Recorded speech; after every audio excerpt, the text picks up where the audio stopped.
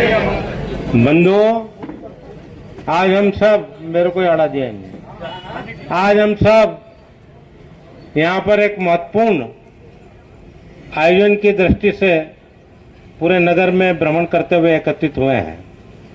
ये कार्यक्रम हिंदुस्तान के प्रत्येक नागरिक के लिए अति महत्वपूर्ण है, उनको जानने के लिए महत्वपूर्ण है।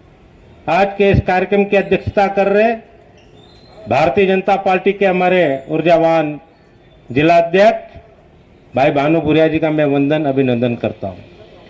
तिरंगा यात्रा के जिले के प्रभारी मेरे अपने साथी भाई लक्ष्मण जी का भी वंदन अभिनंदन है।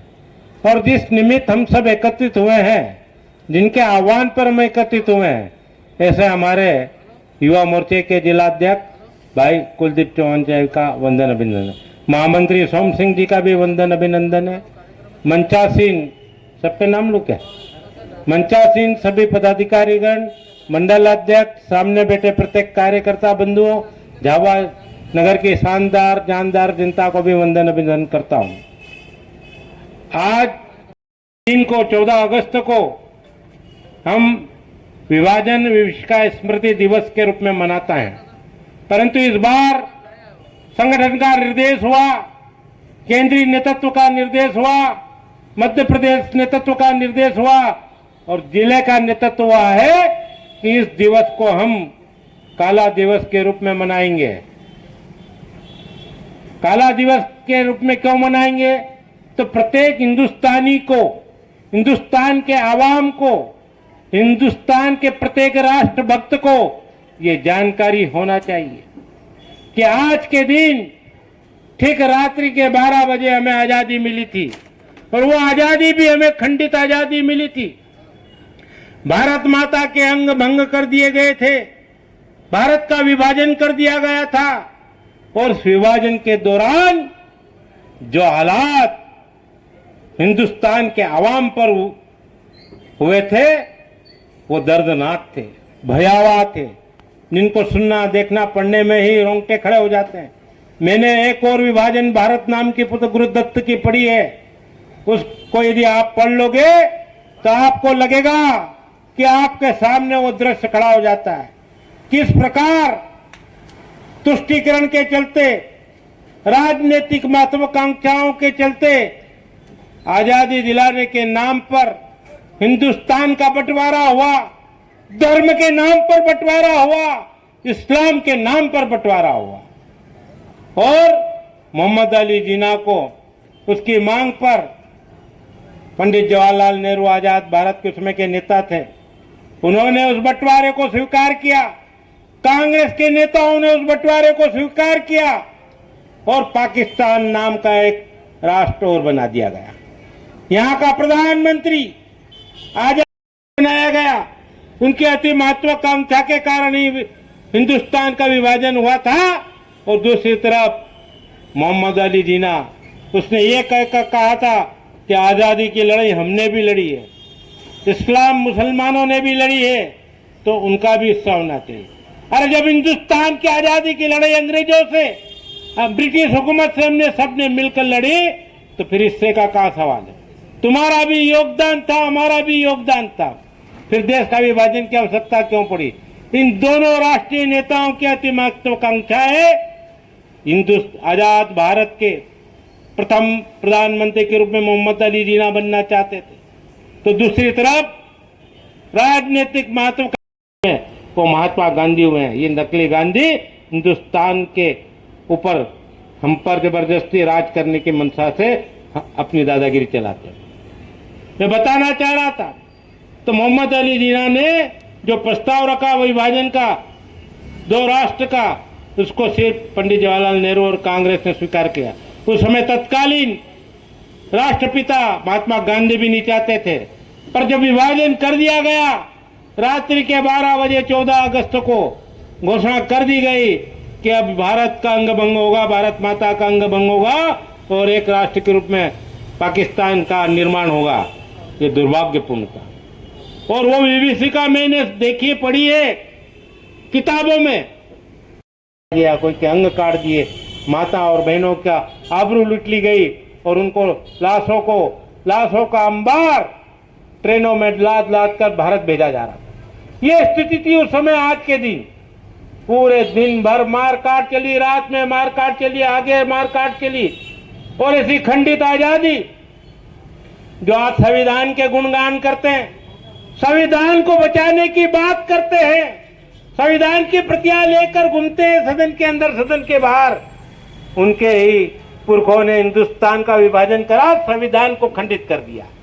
संविधान को खंडित करा वहां तक तो ठीक है, जब भारत का विभाजन हुआ, धर्म के नाम पर विभाजन हुआ, आज इसीलिए हम इसको विभाजन विश्व का स्मृति दिवस के रूप में भी मनाते हैं।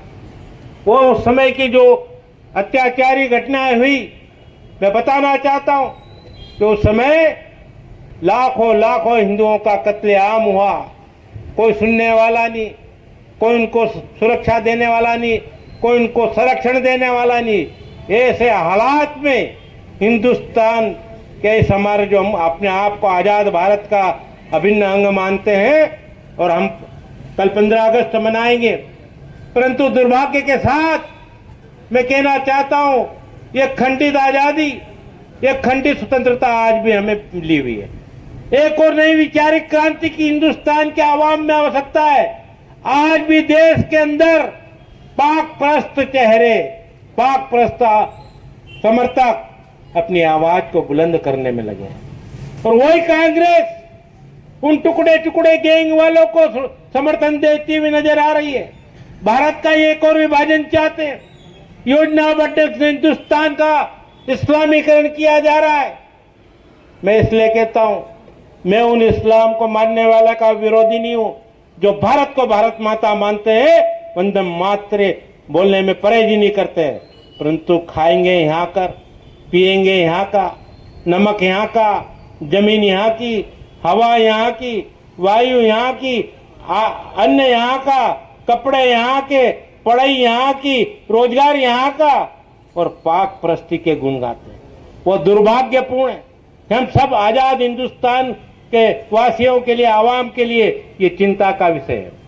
अभी आपने देखा होगा जब बांग्लादेश के अंदर सत्ता परिवर्तन का दौर चला, तख्ता पलट का दौर चला, क्या हो रहा है, भारतीय जनता पार्टी और देश के यशस्वी प्रधानमंत्री नरेंद्र मोदी के अलावा किसी ने यदि खुली आवाज में उनका समर्थन नहीं किया तो क्यों नहीं किया? ये षड्यंत्र हमको समझना होगा। पाक के ढाका के एक पत्रकार ने तो यहां तक आरोप लगा दिया कि नेता प्रतिपक्ष केंद्र के कांग्रेस के जो नेता 99 सीट लाकर उछलकूद बंदर जैसे मचा रहे, राहुल गांधी का भी उसमें हाथ है। उस षड्यंत्र में, तख्ता पलट में उनने देश विरोधी शक्तियां जो बांग्लादेश में शेख हसीना के खिलाफ काम कर रही थी उससे भेंट करी थी।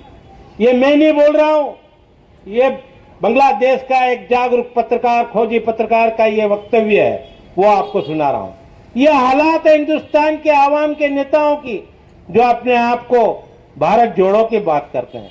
अरे राहुल, अपने गिरिबान में झांक के देखकर अपने खानदान के हिस्ट्री को उठा के पढ़ कि तेरे खानदान ने सिर्फ प्रधानमंत्री पद पाने के लिए पूरे देश की विभाजन की विषय को स्वीकार किया। यदि उस समय पंडित जवाहरलाल नेहरू ये स्वीकार कर लेते, मोहम्मद अली जिन्ना कैंसर से पीड़ित थे, 6 महीने से ज्यादा वो जीवित नहीं रहने वाले थे, ये सब कांग्रेस के तत्कालीन नेताओं को मालूम था। यदि उनको पहला प्रधानमंत्री बना दिया जाता तो भारत का अंग भंग नहीं होता। परंतु तुष्टीकरण की नीति, सत्ता प्राप्ति की लालसा आज भी वैसे की वैसे जैसे पंडित जवाहरलाल नेहरू में थी, उस खानदान के ये जो हैं वंशज राहुल गांधी, प्रियंका गांधी, सोनिया गांधी में बनी हुई। मुझे एक प्रसंग याद आता है। आप सब सनातन धर्म को मानने वाले हैं, आप सब भारतीय हिंदू धर्म को तुम मानते हो, देवी देवताओं को पूजा करते हो।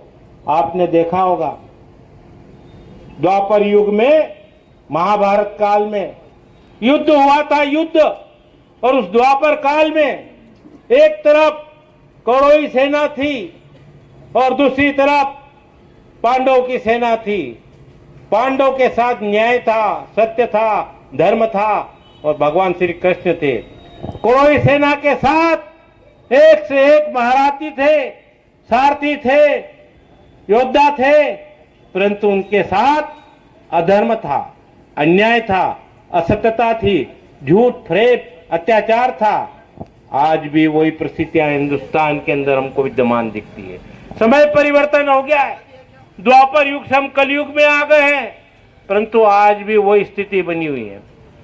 उस समय दुर्योधन महाभारत का एक पात्र हुआ करता था। आजाद भारत के अंदर वर्तमान में की पूरी माकुल व्यवस्था है, कुमारवाड़े में हो रही है, तो इधर हो रही, तो इधर हो रही, समझ जाओ इशारे को, ये सब दूर हो रही है। और हम जगे हुए नहीं है, हम सोए हुए हैं। इसलिए मैं तुमको जगाने का काम कर रहा हूँ। काला दिवस मना रहे हैं कि हम खंडित आजादी मिली है। आज भी वही स्थिति है झाबुआ जिले में और नगर में।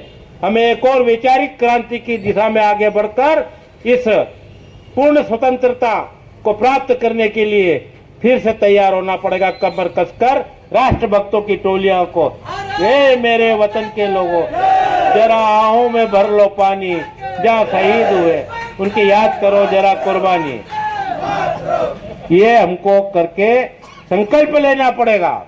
और इसीलिए मैं आपको कहना चाहता हूँ, ये पंक्तियों के साथ विषय बहुत लंबा है और बहुत गंभीर विषय है, बहुत बड़ा बोल भी सकता हूँ, परंतु आपकी क्षमता का भी ध्यान रखते हुए अभी हमारे जिला अध्यक्ष जी बोलेंगे। और मैं इन पंक्तियों के साथ जरा साइलेंट हो जाओ, इन पंक्तियों के साथ मेरी वाणी को पूर्ण विराम दूंगा और आपसे आखिर में जय घोष करवाऊंगा। मेरे साथ आप बोल भी सकते हो कि जनन जन्म भूमि, आप भी बोल सकते हो, बोलते जाओ, मैं बोल रहा हूं, जनन जन्म भूमि स्वर्ग इसके वास्ते ये तन मन और प्राण है, और इसके रज कण में लिखा वंदे मातरम का नाम है। वंदे वंदे वंदे। जय हिंद, जय भारत। बहुत बहुत धन्यवाद।